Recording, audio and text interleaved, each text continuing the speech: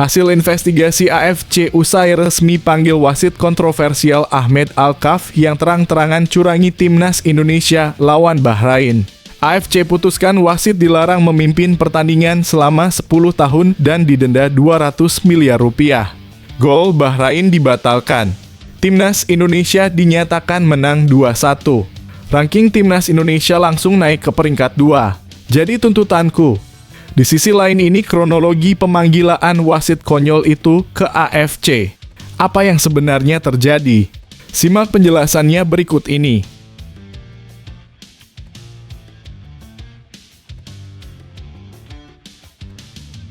Breaking news. Jelas ini kena korban kehebatan Shin Tae-yong. Federasi Arab Saudi resmi pecat Roberto Mancini. Langsung tunjuk Jose Mourinho jelang berlaga lawan timnas Indonesia di kualifikasi Piala Dunia 2026 bulan depan jadi harapanku. Di sisi lain ini keputusan aneh terbaru Arab Saudi. Kok bisa begitu? Simak penjelasannya hanya di video ini. Yes, alhamdulillah. Ini benar-benar bikin fans timnas Indonesia 100 akan bahagia mendengar ini. Sekjen PSSI pastikan FIFA tidak akan merespon gugatan Bahrain yang tolak bertanding lawan timnas Indonesia di Jakarta. Bahrain langsung dianggap kalah WO. Timnas Indonesia untung besar kah? Tonton video ini sampai selesai. Yes, alhamdulillah sebagian besar doa rakyat Indonesia akhirnya terkabul. PSSI putuskan hal mengejutkan dan bahagia ini ke Shin Tae-yong jelang berlaga di Piala AFF Senior 2024. Kalau begini caranya timnas Indonesia auto juara untuk pertama kalinya sepanjang sejarah. Kok bisa begitu? Apa yang PSSI putuskan sebenarnya? Ini berita selengkapnya. Mantap, Shin Tae-yong memang gak salah pilih. Kevin Dix tampil sangat luar biasa di kompetisi Eropa tadi malam sampai bikin sesuatu yang membuat bangga seluruh rakyat Indonesia. Simak baik-baik, admin yakin kamu akan sangat senang mendengarnya. Gila, ini benar-benar super gila. Raksasa Eropa Rusia tiba-tiba umumkan bakalan lawan Brunei Darussalam di FIFA Matchday bulan depan. Apakah akan terjadi pesta gol besar-besaran? Memangnya seperti apa keputusan mengejutkan ini bisa diambil? Begini ulasan detailnya. Mantap, ini baru kabar super duper top. Ex pelatih klub salah satu raja Eropa bantu timnas Indonesia jelang hadapi Jepang. Bocorkan kelemahan dan kelebihan Jepang yang bisa bikin Shin Tae-yong siapkan strategi super ampuh untuk kalahkan Jepang kah? Ini berita selengkapnya dan tonton video sampai habis. AFC dan FIFA kompak putuskan keluarkan dan ban 4 negara ini dalam keanggotaannya usai terang-terangan curangi timnas Indonesia di berbagai ajang level Asia jadi tuntutanku. Di sisi lain ini 4 negara Asia Barat yang curangi timnas Indonesia sepanjang 2024, nomor 1 negara aneh ini. Penasaran? Simak detail ulasannya secara tuntas biar gak salah sangka. Krisis pemain Oxford, apakah Marcelino Ferdinand adalah solusi yang dinanti?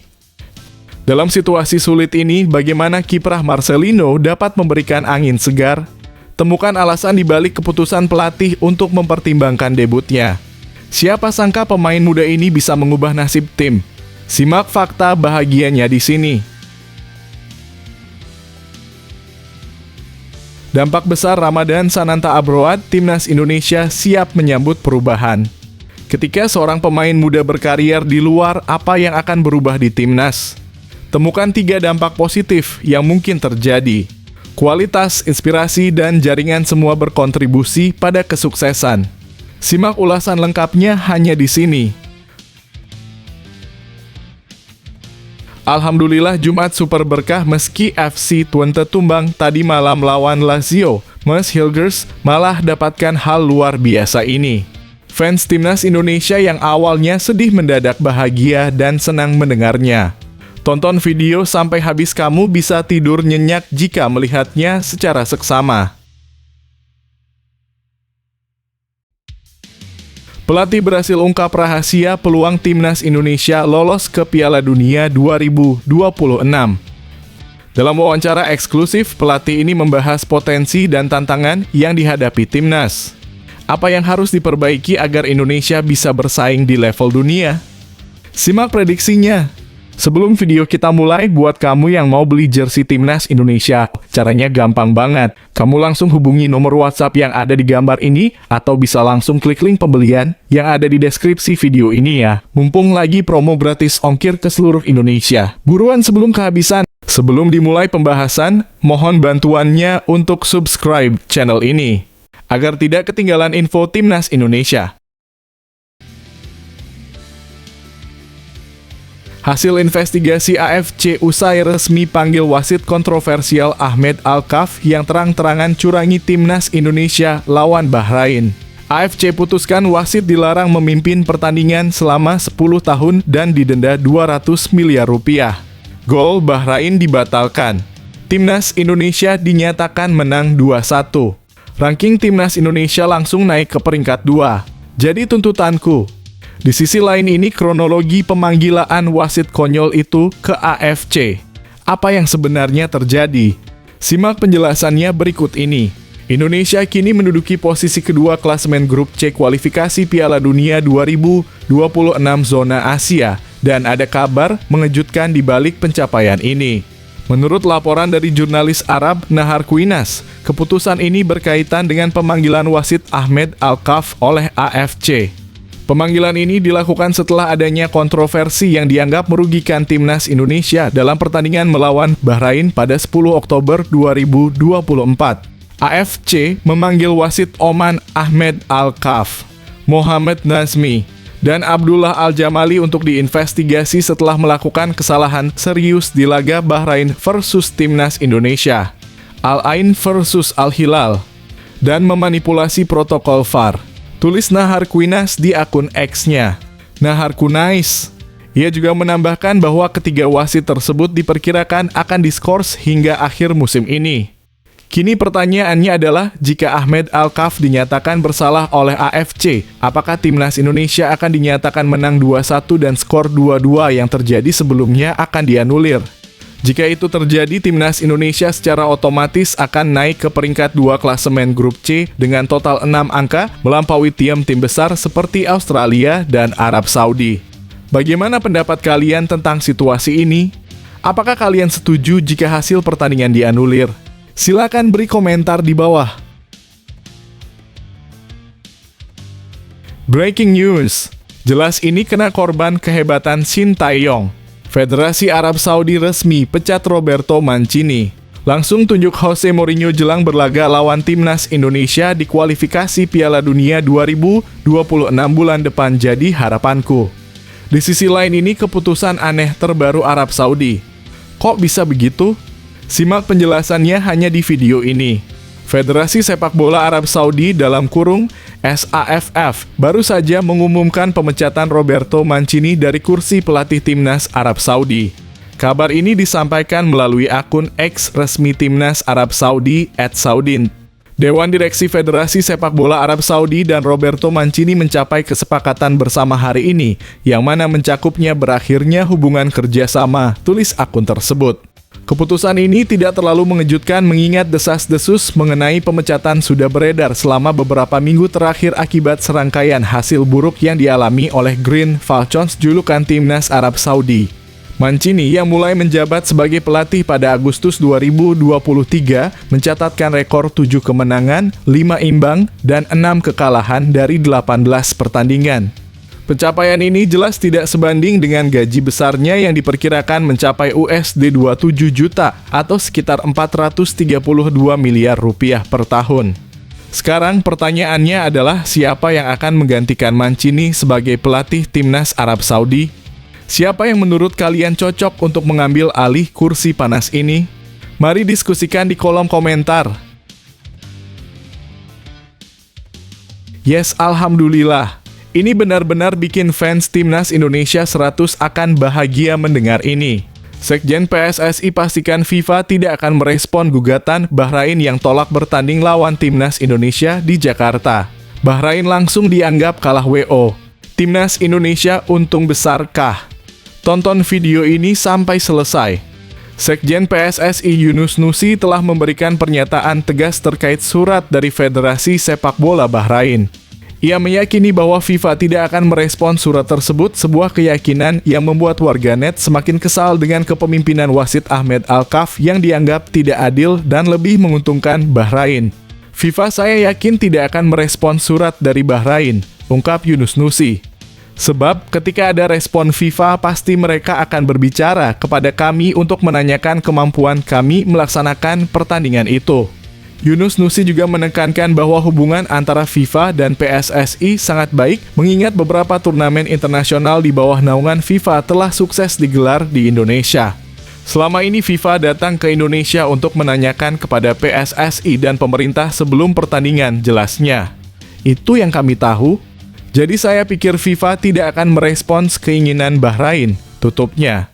Apa pendapat kalian tentang situasi ini? Apakah kalian setuju dengan pandangan Yunus Nusi? Mari kita diskusikan di kolom komentar. Yes, alhamdulillah sebagian besar doa rakyat Indonesia akhirnya terkabul. PSSI putuskan hal mengejutkan dan bahagia ini ke Shin Tae-yong jelang berlaga di Piala AFF Senior 2024. Kalau begini caranya timnas Indonesia auto juara untuk pertama kalinya sepanjang sejarah. Kok bisa begitu? Apa yang PSSI putuskan sebenarnya? Ini berita selengkapnya. PSSI memberikan kebebasan penuh kepada pelatih Shin Tae-yong untuk memilih skuad timnas Indonesia dalam ajang Piala AFF 2024. Hal ini juga membuka peluang bagi pemain-pemain yang berkarier di luar negeri untuk bergabung. Piala AFF 2024 akan digelar dari 8 Desember hingga 5 Januari 2025, sementara Liga 1 2024 hingga 2025 tetap berlanjut. Liga-liga Eropa tempat banyak pemain timnas Indonesia bermain juga akan berlangsung, meskipun beberapa liga memasuki jeda musim dingin. Anggota Komite Eksekutif PSSI, Arya Sinulinga, menegaskan bahwa PSSI tidak akan mengintervensi pilihan pelatih. PSSI menyediakan pemainnya, silakan pelatih memilih mana yang dia mau. Pemilihan sepenuhnya ada di kewenangan Shin Tae-yong, ujarnya. Arya menambahkan, kami tidak akan campur tangan, apakah harus menggunakan pemain muda dari Liga 1 atau tidak. Semua pemain sudah disiapkan, silakan pilih sesuai kebutuhan. Arya juga menyebutkan bahwa ada kemungkinan pemain-pemain dari luar negeri akan dipanggil untuk memperkuat timnas Indonesia di Piala AFF 2024.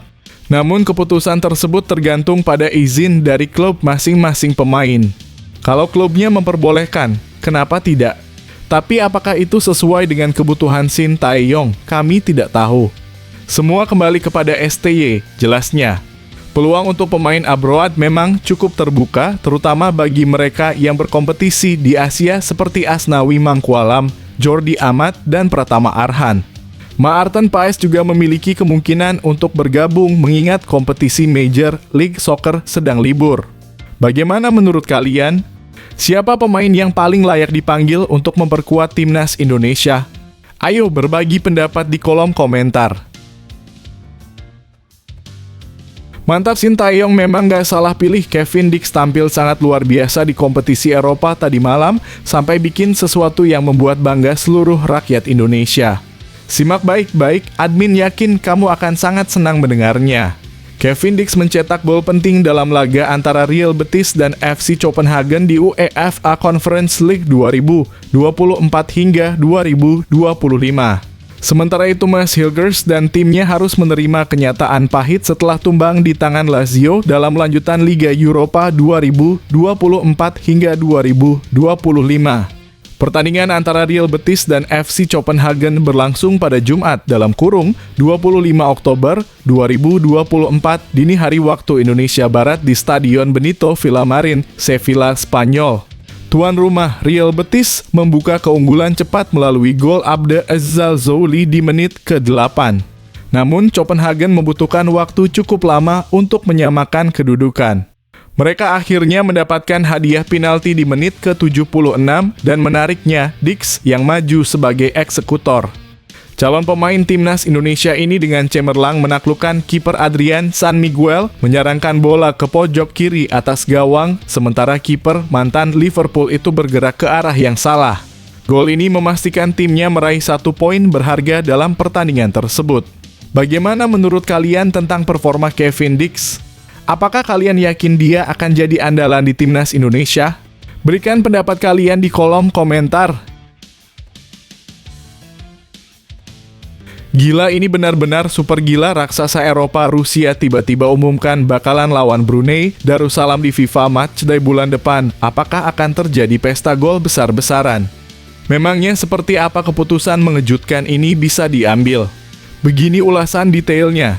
Timnas Rusia akan menghadapi Timnas Brunei Darussalam dalam laga FIFA Matchday pada November 2024. Kabar ini diumumkan melalui akun Instagram resmi Timnas Rusia. Pertandingan antara Rusia dan Brunei rencananya akan digelar di Stadion Krasnodar, Rusia pada 15 November 2024 pukul 19.00 waktu Moskow. Kami akan bermain dengan Brunei. Pertandingan pertama pada FIFA Matchday November akan berlangsung pada 15 November di Stadion Krasnodar. Kick-off pada pukul 19.00 waktu Moskow, tulis akun Instagram @teamrusia. Meskipun timnas Rusia telah mengumumkan jadwal pertandingan, pihak Brunei Darussalam belum memberikan konfirmasi resmi. Ini akan menjadi laga kedua yang dilakoni Rusia melawan tim Asia Tenggara tahun ini.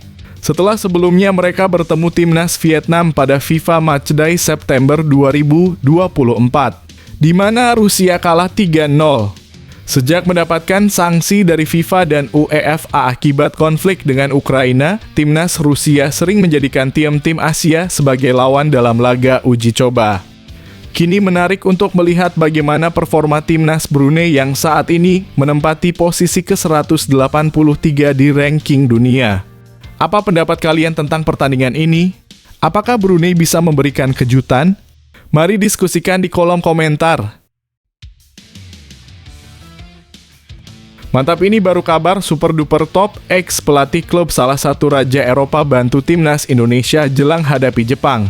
Bocorkan kelemahan dan kelebihan Jepang yang bisa bikin Shin Tae-yong siapkan strategi super ampuh untuk kalahkan Jepang kah? Ini berita selengkapnya dan tonton video sampai habis. Mantan pelatih AC Milan Alberto Zaccheroni memberikan peringatan serius kepada lawan-lawan Jepang, termasuk timnas Indonesia menjelang kualifikasi Piala Dunia 2026.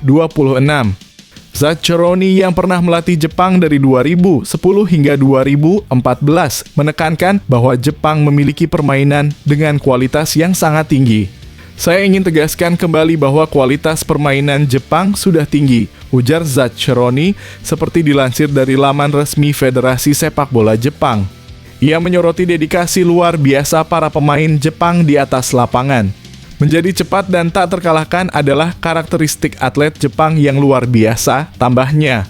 Zaccheroni juga menekankan bahwa stamina para pemain Jepang merupakan keunggulan utama. Mereka bisa terus berlari selama 90 menit penuh tanpa kehilangan intensitas, jelasnya. Ia menyatakan bahwa meskipun ada atlet dari negara lain yang kuat dan cepat, pemain Jepang tidak hanya memiliki kecepatan, tetapi juga stamina yang mengesankan. Di luar negeri memang ada atlet seperti ini, namun atlet Jepang lah yang mampu berlari selama 90 menit, kehabisan tenaga dan stamina, menjulurkan lidah dan tetap berlari, ujarnya. Apa pendapat kalian tentang peringatan ini? Apakah timnas Indonesia siap menghadapi tantangan dari Jepang? Ayo diskusikan di kolom komentar. AFC dan FIFA kompak putuskan keluarkan dan ban 4 negara ini dalam keanggotaannya usai terang-terangan curangi timnas Indonesia di berbagai ajang level Asia jadi tuntutanku. Di sisi lain ini, 4 negara Asia Barat yang curangi timnas Indonesia sepanjang 2024, nomor 1 negara aneh ini. Penasaran? Simak detail ulasannya secara tuntas biar gak salah sangka. Sepanjang 2024, timnas Indonesia menghadapi sejumlah tantangan dari beberapa negara Asia Barat yang dinilai curang dalam pertandingan, menciptakan kesulitan bagi tim yang selalu mengedepankan sportivitas.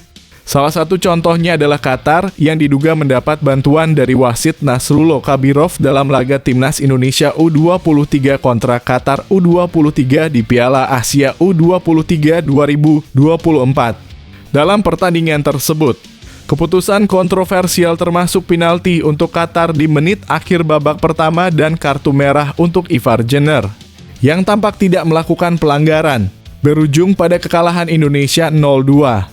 Kemudian, saat Timnas Indonesia bertemu Bahrain di kualifikasi Piala Dunia 2026, wasit Oman Ahmed Alkaf membuat keputusan yang merugikan, dengan membiarkan pertandingan berlanjut hingga menit 99, di mana Bahrain berhasil menyamakan kedudukan, memicu kemarahan netizen yang menyerang akun sosial media pemain Bahrain.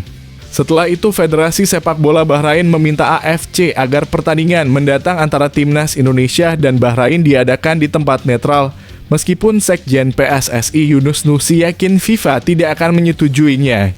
Terakhir, Kuwait menunjukkan tindakan yang merugikan saat mengizinkan pemain Timnas Kuwait U15 berlatih di sebelah lapangan Timnas Indonesia U17 yang mengganggu persiapan taktik pelatih Nova Arianto menjelang pertandingan.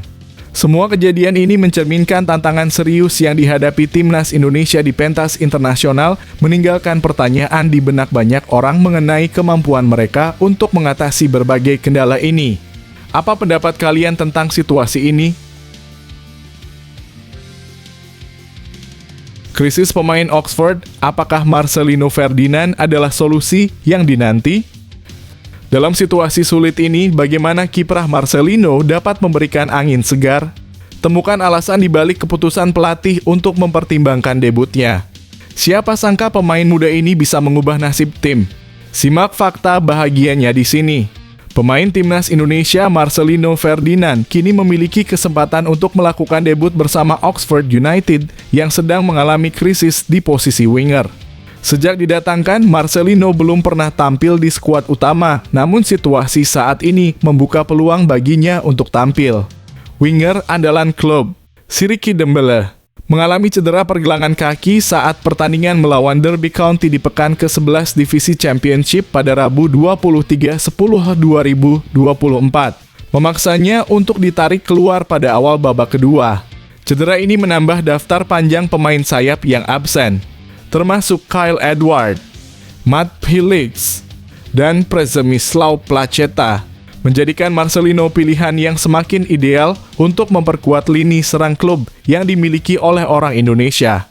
Laporan dari The Herald Series menyebutkan, jika Dembele absen dalam perjalanan ke Sunderland akhir pekan ini, maka US hanya memiliki Dale, Malcolm Abiowe, Marcelino Ferdinand, dan Taylor Go-Oderham sebagai pilihan alami untuk bermain di sayap. Semua mata kini tertuju pada kemungkinan Marcelino mendapatkan kesempatan bermain yang tentu akan menjadi langkah positif menjelang laga Timnas Indonesia melawan Jepang di putaran ketiga kualifikasi Piala Dunia 2026. Apakah kalian percaya Marcelino akan memanfaatkan kesempatan ini?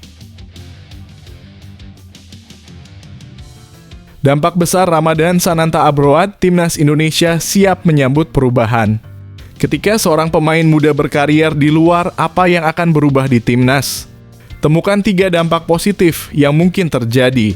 Kualitas, inspirasi, dan jaringan semua berkontribusi pada kesuksesan.